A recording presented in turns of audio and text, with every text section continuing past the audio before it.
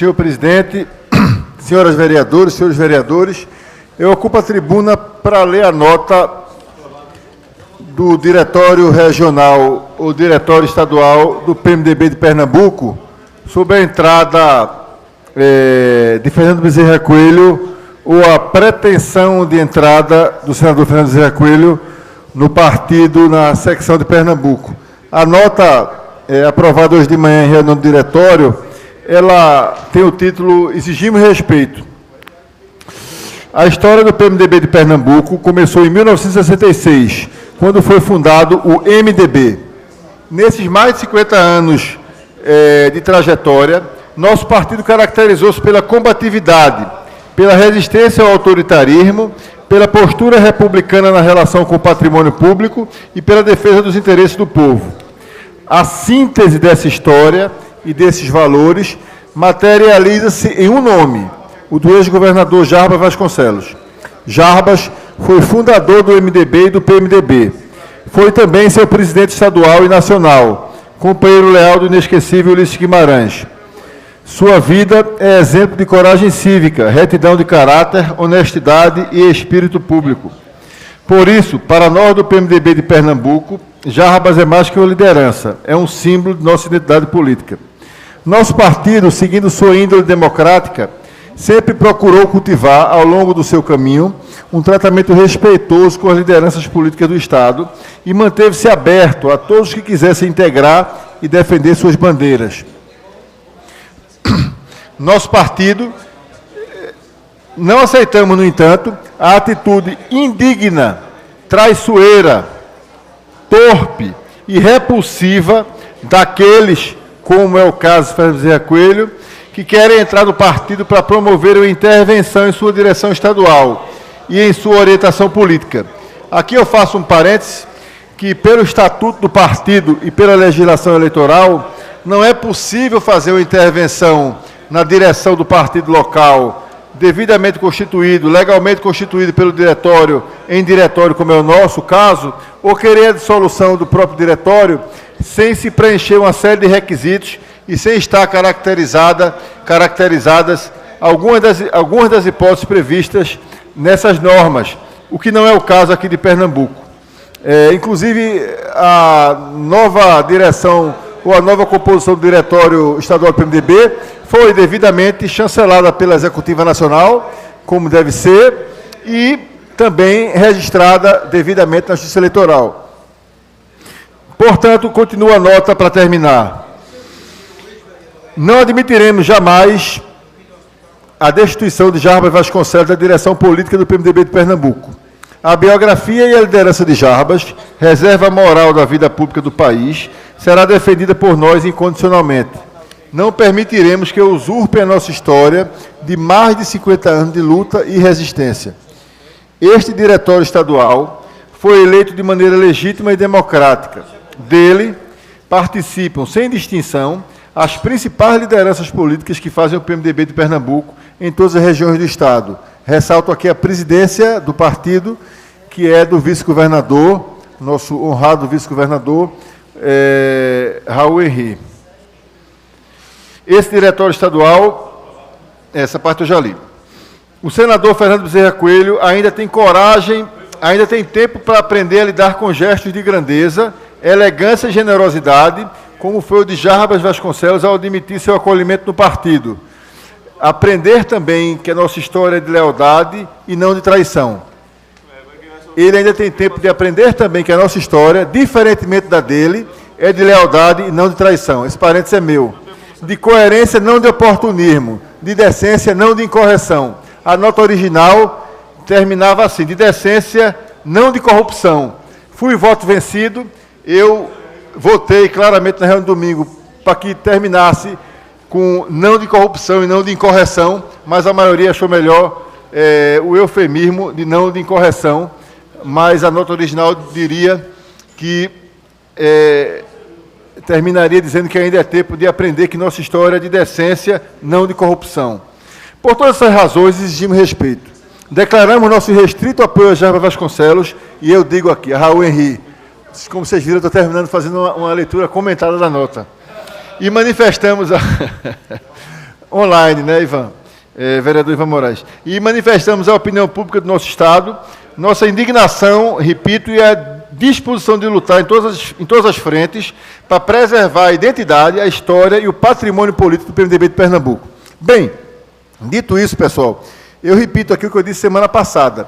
Minha posição pessoal, inclusive, é de que a própria presença do senador não é bem-vinda no PMDB de Pernambuco. O PMDB de Pernambuco não pode aceitar de bom grado uma figura pública que é da mesma estirpe, da mesma formação, das mesmas práticas, da mesma história, que responde a tantos inquéritos quanto Eunício Oliveira, Renan Calheiros, isso para ficar apenas no meu partido. José Sarney, o próprio Michel Temer, o presidente da República, né, o quadrilhão da Câmara. Hoje eu estou falando aqui, e está no Globo e nos jornais locais, no JC, no Diário, na Folha, que ontem a Polícia Federal indiciou parte expressiva da bancada da Câmara por associação criminosa. Porque ficou provado, e em breve sairá uma denúncia do Procurador-Geral Rodrigo Janot, de que essas pessoas, sob a orientação do deputado Eduardo Cunha e sob o comando do presidente Michel Temer, à época deputado e logo depois vice-presidente, mas sempre no comando desse quadrilhão, essas pessoas trocavam por propina, por dinheiro, por caixa 1 ou por caixa 2, de acordo com a conveniência da época, a aprovação de emendas, a aprovação de projetos de lei, a aprovação de medidas provisórias, como foi o caso, está no jornal de ontem. Isso faz parte da segunda etapa da delação de Lúcio Funaro. O presidente da República recebeu 20 milhões do dono da Gol, Constantino Júnior, por ter patrocinado. Isso começou no governo Dilma, faça-se justiça. Quem mandou medida provisória foi o governo Dilma, abrindo as empresas nacionais de aviação, inclusive as regionais, ao capital estrangeiro, ao capital internacional. Só que, à época, o governo Dilma queria abrir na ordem de até, salvo engano, 49%. E Temer, com mais sede ao pote, mandou medida provisória dizendo que era possível que 100% do capital estrangeiro dominasse ou comprasse uma empresa nacional. E isso veio a calhar com o interesse de empresas como a Gol, em grande dificuldade financeira. Houve a reação das empresas de aviação regional e o projeto travou e não andou, mas o governo faz loas a esse projeto e, em troca dele, segundo a Polícia Federal, segundo o Ministério Federal e segundo a delação homologada já de Lúcio Funaro, que era um dos operadores desse pessoal, esse benefício foi pago por um dos beneficiários em 20 milhões de reais, transformados em horas de voo para a campanha de 2014 do então vice-presidente Michel Temer. Então, a atuação do Procurador-Geral da República, na verdade, mostra que havia esses esquemas em vários partidos. E é importante esse desmonte. Eu sou, aliás, entusiasta do Procurador-Geral Rodrigo Janot. É importante desmontar o quadrilhão do PP nacional, o quadrilhão do PT nacional. É importante denunciar a cúpula do PMDB no Senado, como vai ser denunciado em breve, a partir desse inquérito da Polícia Federal que eu citei aqui, a cúpula do PMDB na Câmara, e o Jornal o Globo faz uma análise interessante hoje. Está no Jornal do Globo de hoje. Segundo a reportagem, aspas, a PF disse que o ex-presidente da Câmara, Eduardo Cunha, e o presidente Temer não tinham... Aliás, o ex-presidente da Câmara, Eduardo Cunha, e o presidente Michel Temer tinham hierarquia semelhante no grupo, mas, abre aspas, Temer tinha a função de conferir oficialidade aos atos que viabilizavam as tratativas acertadas por Eduardo Cunha, dando aparente legalidade e legitimidade em atos que interessam ao grupo. Fecha aspas. O presidente integraria uma organização criminosa que está em funcionamento, mesmo depois de ele ter chegado ao Planalto. Esse é o Jornal Globo de hoje,